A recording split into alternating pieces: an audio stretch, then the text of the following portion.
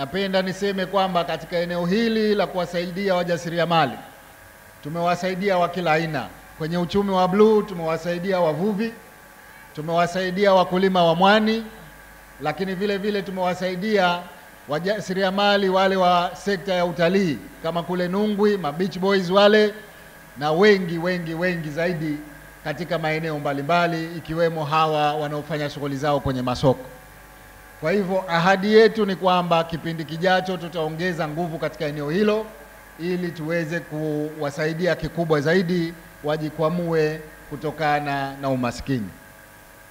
Ndugu zangu, leo ningeweza kusema mengi ya miundombinu ya huduma za jamii kama afya, elimu, maji na kadhalika, lakini nitatafuta siku yake maalum katika mikutano ya hadhara. Leo lengo letu ni wajasiriamali hawa.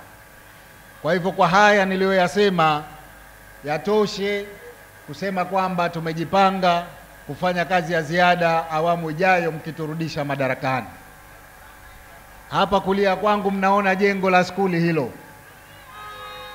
Hatujaifungua bado, lakini imeshakamilika. Wakati wowote tutaifungua skuli yetu hii ili tuweze kutoa elimu katika mazingira bora, vijana wetu waweze kufanya vizuri zaidi.